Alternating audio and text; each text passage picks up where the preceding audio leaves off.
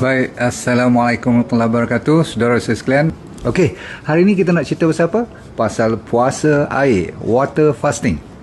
Dia tak kata fasting saja, dia tak kata cuma intermittent fasting saja, tapi dia kata water fasting. Saya memilih topik ini sebab ini adalah advance daripada DND diet yang masih lagi kita boleh makan pagi dengan buahan. Lepas tu lunch pun ada banyak lagi yang kita boleh makan, dinner pun.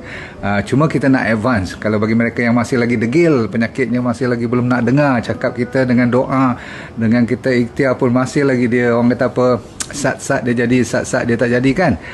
Kita nak booster. Jadi malam ni cerita booster, supaya penyakit kita insyaAllah, katanya insyaAllah masih lagi ada harapan. Kita tak akan putus asa selagi mana kita hidup, lagi kita lawan, kata orang Iban, betul tak? Lagi hidup, lagi apa? Gelaban ya. Okay, right. Yang penting ialah apa yang saya nak cerita malam ni, jangan sampai anda rasa macam orang kata apa, starvation. Jangan dalam kepala tu memikirkan macam orang utara kata kena tahap makan. Tahu tak? Maksudnya sampai tak boleh makan apa. Memang betul kalau you ikut style Mak Saleh, dia orang ada yang antara 7 hari hingga 40 hari punya program. Berarti you langsung tak boleh buat apa dalam 7 hari 40 hari ni. Dari segi makanan, cuma yang boleh cuma ayak aja. Kalau orang utara kata ayak sejuk aja. Faham tu? Saya rasa kalau saya bagi formula tu, rasa you lari semua kot malam ni. Jadi kita nak bagi sesuatu yang agak realistik dan boleh dicapai. Maka kita dengar dulu. Okay? Konsep mukadimahnya apa dia? Semua dah sedia belum? Kalau dah bersedia, tolong tekan sekejap like, love dan share. Dan kita sentiasa lagi sekali mendoakan dalam hati itu orang yang tengah sakit, kita doakan mereka cepat sembuh insyaAllah. Baik, dengan mulanya kita zaman tok nenek kita dulu, saya nak cerita ni masa sebelum lagi Jepun lagi, sebelum Jepun attack kita lagi. Okay? Zaman-zaman dulu, kalau you baca buku sejarah, ramai daripada rakyat semua satu dunia ni, dia dalam keadaan scarcity dari sudut pemakanan. Scarcity tu maksudnya berkurangan segala-galanya. Bukanlah banyak apa tu, terlalu banyak apa tu makanan karbohidrat ke, terlalu banyak daging pun. Kadang-kadang masa dulu zaman yang tak ada refrigerator, tidak ada peti ais, tak ada tempat nak simpan makanan sampai berbulan-bulan, betul tak? Tidak ada pasteurization semua tu. Jadi makanan tu kadang-kadang untuk hari tu je, betul tak? Pagi pergi cari makan, petang makan dah habis, disimpan mungkin berminggu-minggu paling lama. Itu pun kadang-kadang kena keringkan daging dan sebagainya, betul tak?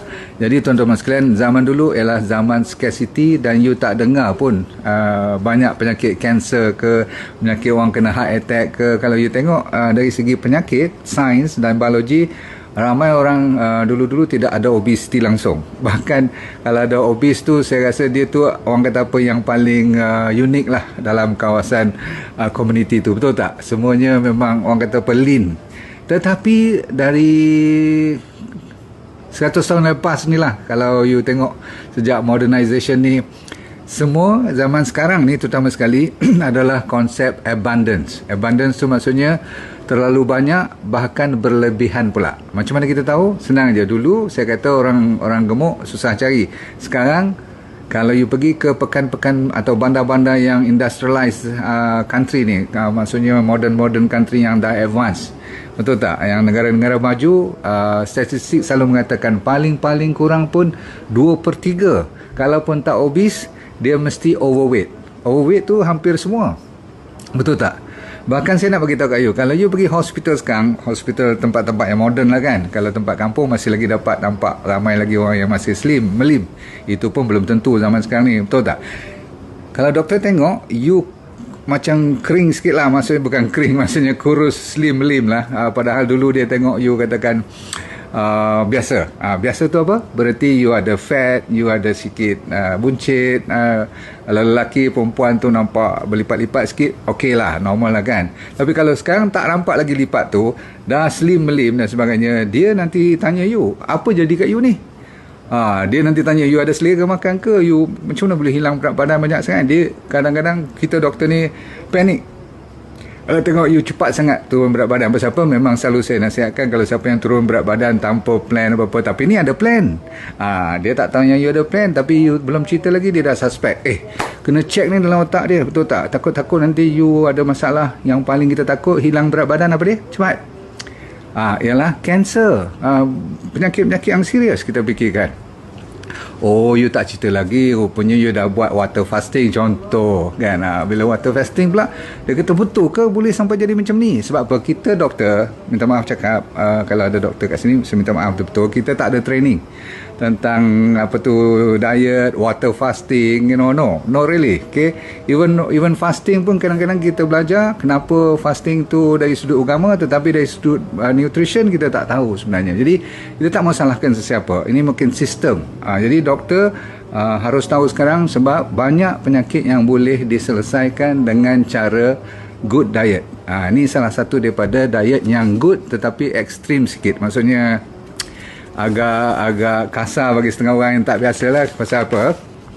Pasal yang paling utama ialah kita sejak zaman moden ni, zaman kita ni, kita telah dimasukkan ke dalam perangkap nikmat. Faham tak? Perangkap. Orang putih panggil pleasure trap. Tahu pleasure? Makanan adalah satu daripada pleasure, dan manusia tak suka kalau dibuang nikmat ni, betul tak?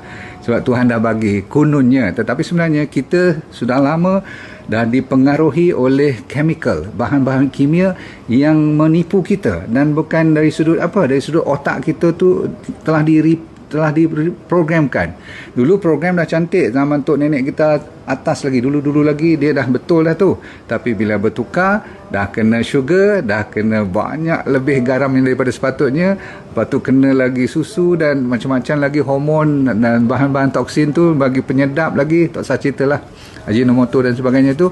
Ada pula zaman sekarang ni dah kata penyedap ni, sweetener semua ni tidak ada masalah. Semua tu cuma orang kata fake story je. Nampak tak? Dia orang dah nak lawan balik, sehinggakan kita dah bergaduh sekarang. Sebenarnya tak apa kalau ada bahan-bahan insecticide, bahan-bahan growth hormone, injection untuk membesarkan daging, semua tu dah mula ada orang nak kempen, tak apa pula dah. Takkah gila tu? Saya nak beritahu. Jadi sekarang ni bila pleasure trap ni masuk dalam sanubari DNA kita, maka dia merasakan macam itu satu keperluan. Tapi sebenarnya dia bukan keperluan, itu adalah kemahuan kita yang mau. Sebenarnya yang body yang perlu cuma sekian yang terbaik saja. Namun lebih banyak yang kita kehendak, kemahuan daripada keperluan. Baik, malam ni kita nak cerita keperluan asas yang memungkinkan you boleh buat program ni secara selamat. Soalannya, selamat tak kalau you buat water fasting ni? Okay, water fasting ni definisinya senang je. You tak boleh makan apa kecuali minum air je. Tak ke pelik kan? Sebab tu saya nak nasihatkan, kalau siapa yang dah buat D&D diet, jangan risau, you ikut je D&D diet. Cuma okey, ni dia protokol dia, dengar you ikut je D&D diet. D&D diet tu apa? Pagi buah, tengah hari sayur-sayuran dan karbohidrat yang kompleks, nuts and seeds boleh, legume semua boleh, yang saya cerita parpu lah, kacang kuda semua tu. Malam boleh tukar lagi resipi lain tapi masih lagi sayur banyak, lepas tu karbohidrat. Itu 3 kali. Baik, malam puasa, okey, dan hari Isnin dan hari Khamis amalkan puasa kita, puasa kering itu dipanggil, maksudnya air pun tak boleh. Betul? Puasa betul lah, puasa sunat tu. Baik, sekarang sikit je lagi, boleh tak? Sikit je lagi you tambah, you dah boleh ikut water fasting yang saya nak galakkan bagi mereka yang masih degil, kanser, limfoma, autoimmune, masalah blood pressure you tak mau turun, masalah diabetes, macam-macam lah, degil, asma, you tolong ikut. Baik, so kita ada lagi 5 hari yang kita tak puasa sunat, betul tak? Kan? Kecuali kalau you all tambah-tambah nak ganti semua tu lah. So boleh tak 5 hari ni, 5 hari ni you cuba, kalau tak boleh 5 hari tu, you ambil mungkin 3 hari saja. Katakan Sabtu Ahad you nak relax juga, you relax lah, tak apa. Tapi ambil 3 hari, yang hari Isnin dah puasa betul, puasa kering. Lepas tu yang dipanggil puasa air ni ataupun puasa basah ni, you buat pada hari Selasa, Rabu dengan Jumaat. Boleh tak? Okey. Kalau you nak puasa terus, you puasa terus lah. Tak jadi hal bagi kita, sebab malam kita masih minum, boleh makan semua. Okay? So, tapi saya nak tambah 3 hari je. Boleh tak? You betul-betul tak ada makanan sebelah siang tu, macam puasa, tetapi disebabkan mungkin you tak larat ke apa-apa, you gantikan dengan air. Setiap kali you lapar, you minum air. Air pun nanti saya cerita lepas pada ni, air jenis apa. Yang penting, air tu tak boleh ada gula, tak boleh ada perasa semua lah kan. Boleh, honey pun tak boleh waktu siang ni. Okay, waktu siang. So, macam puasa, tapi dibenarkan air. Semua faham tu? Kalau you boleh ingat macam tu, berarti seolah macam you makan sekali je lah, dinner sajalah. Boleh tak boleh faham? Okay. Pagi tu you nak sahur pun tak apa, tapi you bukan niat nak puasa kan. Kalau you niat puasa, you sahur lah. Kalau tidak, you lupakan pagi tu nak makan buah dan sebagainya. You betul-betul puasa air waktu siang. Kalau 3 hari ni you boleh buat, berarti Sabtu Ahad you balik pada perangai lama. Okay. Perangai lama maksudnya you masih jaga, bukanlah you lepas tibai semua pun. Ikut D&D diet juga, cuma you tak puasa air lah sebelah siang tu. Berarti you tambah 3 hari lagi daripada D&D diet untuk tak makan siang. You ganti semua dengan air saja. Lapar air. Boleh. Ini yang paling minimum you boleh buat. Tak payah nak ikut style sampai 40 hari puasa air ni, sebab saya takut nanti you pengsan. Dia orang kena masuk macam ada orang panggil macam special macam resort lah, macam kan masalah kan, diberi makan, ada doktor check semua. Kita tak payahlah, lagipun mahal kan program macam tu. So saya dah modify untuk you, buat je benda tu. Dan kalau you boleh amalkan tu seterusnya sampai katakan 3-4 minggu, you tengok apa jadi dalam sebulan tu. Turun tak you punya blood pressure, turun tak masalah you punya blood problem ke apa-apa kan. Banyak sampai cancer pun kita minta you buat ni dulu. Dan ramai dah dapat manfaat. Study overseas yang betul-betul buat ni secara gila-gila, memang macam magic show lah kan. Doktor pun terkejut tengok result dia. Seronok tak? Jadi saya bagi ni, saya dah tahu cerita ni dah lama, tapi kalau saya terus galakkan you buat ni semua, nanti you panik pula kan. Okey, apa tujuannya bila you buat macam ni? Ini yang paling basic Belum saya suruh you jangan tak makan apa langsung semua. Sekurang-kurangnya you boleh makan dinner tu. Dinner ikut balik lah. Sayur mesti cukup, buah dulu kan, air mesti cukup dan sebagainya, ganti balik kan. Kencing tu biar tak gelap sangat kan. Okey, you jangan risau, buat je.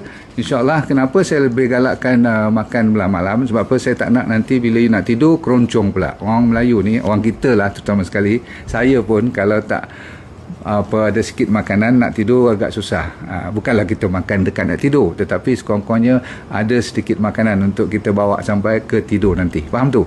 Sekurang-kurangnya 3 jam sebelum tidur lah makan. Betul lah tu. Baik, nombor 1 ialah you akan mau tak mau akan hilang berat badan. So persoalan obesity tak timbul lagi dah kalau you ikut program D&D water fasting ni. Okay, ikut elok.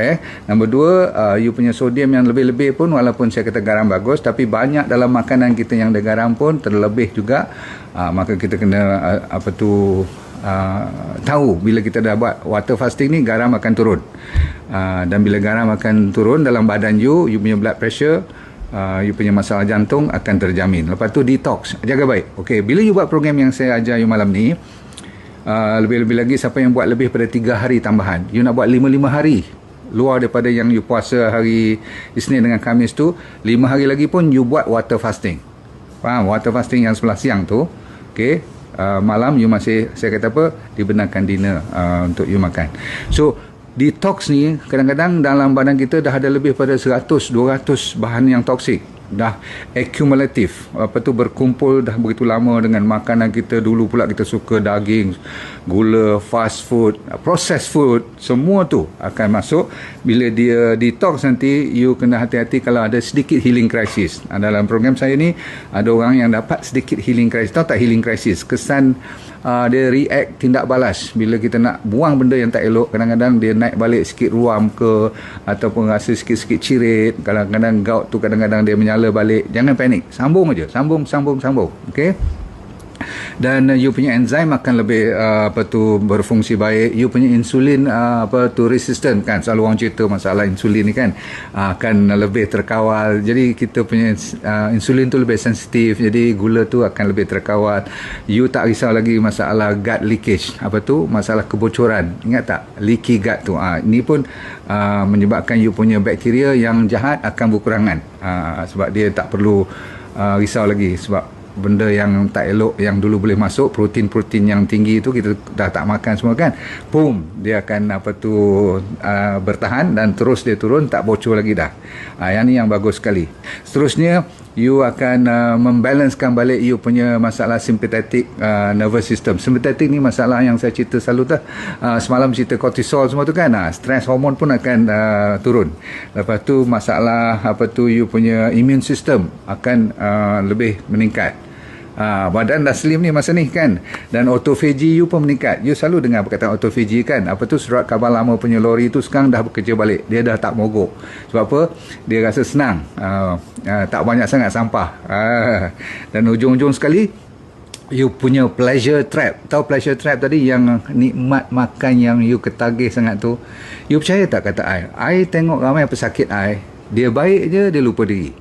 Ni yang cakap ni pun sama je. Ingat tak kali pertama saya kena kanser dulu, lepas baik tak sampai setahun buat perangai balik, sate, kacang, kuah, terbakar punya macam arang punya sate tu pun tibai juga. Tak ingat diri, kena kali kedua barulah sedar diri. Jadi alhamdulillah, jadi saya syukur sangat saya boleh bagi cerita pada you all ni. Masalah diabetes boleh settle, okey. Tapi jaga baik, kalau you pregnant tak payahlah praktis ni, bagi habis saat bersalin dulu atau lepas menyusu, sebab menyusu semua ni memerlukan inilah makanan yang agak komplit kan. So you selesaikan isu jaga baby dulu. Orang yang ada masalah anoreksia, you memang dah jenis yang kurus kering, yang takut makan kan, ada penyakit anoreksia tu, makan je you jolok sampai muntah. Ada orang macam tu. Tu penyakit tu tak payah buat ni, nanti badan you hilang terus nanti. Okay. Diabetes yang masih lagi insulin, you jangan start tambah buat benda-benda macam ni. You buat yang D&D diet standard je dulu. Okay, dan mengharapkan dia improve. Lepas tu baru you daripada 3 ke 5 hari you tambah water fasting ni, buat sehari 2 cukup. Tengok improve lagi tak, sikit-sikit ya.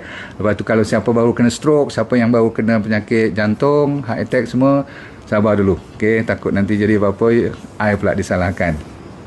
Sebenarnya kalau dah lebih daripada 3-4 bulan, 6 bulan you dah buat dah water fasting ni dah boleh buat kan. Siapa yang kena masalah pulmonary embolism, deep vein thrombosis, tahu tak yang naik kapal terbang lama yang kadang-kadang dia naik ke paru-paru macam blok tu semua tu kan. Okay, kalau you ada masalah jantung tak stable lagi, ataupun atrial fibrillation, jantung berdebar tak boleh kontrol, kena makan ubat semua tu, okay, you kontrol dengan cardiologist you dulu. Siapa ada kidney failure tak boleh, okay, sebab nanti terlalu memberatkan. Bukan you masalah makan banyak, sebabkan toksin banyak sangat keluar. Tahu kan, saya kata tadi kan, detox banyak sangat, kidney tu tak boleh handle pula nanti. Okay? Masalah tak cukup vitamin, mineral apa-apa, kalau you kena suplemen dulu. Okay? Dan ada setengah orang tu tak boleh keluar langsung daripada perubatan dia, keluar je sikit je, tak sampai 6 jam dia dah jadi hypotension ke hypertension ke. Ini jenis yang sensitif, kalau tak makan ubat tak payah. Okay? Sebab selalunya 90% daripada kita tidak bermasalah kalau ikut program saya ni. Anda kena hati-hati, cuma jenis air pula. Boleh tak you contohnya lain pada air putih, you ambil air yang macam air suling dan sebagainya. Saya disebabkan you nak buat ni program ni agak lama, lebih pada 3-4 minggu, kalau boleh menjadikan sebagai tabiat baru ni, sebab you dah cantik badan semua, you boleh tak berhati-hati dengan pemilihan air. Nombor satu, kalau zaman sekarang susah sikit, tapi dulu banyak supply air zam-zam yang betul-betul, bukan kena tipu punya. Kalau you dapat air zam-zam, sekurang-kurangnya dalam 5 kali you minum tu, sekali tu kenakan air zam-zam. Faham tak? Sebab air zam-zam tu dah terkenal, ya, dia bergantung kepada niat you kan. Ada hadis pun Rasulullah SAW pernah bersabda kan, air zam-zam sesuai dengan doa atau niat peminumnya. Kalau you minum untuk nak bagi hilang kesakitan atau nak hilang penyakit, insyaAllah. Dah bang, kita dah habis cerita. Yang penting saya nak nasihatkan kepada anda sekalian, jangan lupa kepada pemilihan air zam-zam atau air yang bersih yang ada mineral. Kalau boleh gunakan RX water, sebab saya dah keluarkan dulu RX water. InsyaAllah you boleh gunakan RX water. Kalau tak pakai RX water, air biasa, air suling, you titikkan apa yang dipanggilkan RXtra. Tahu RXtra tak? You fikir dua ni dulu cukup, nanti kita cerita lain kali dengan penggunaan RX water dan RXtra saja dah cukup. Okey, Assalamualaikum warahmatullahi wabarakatuh. Bye, terima kasih.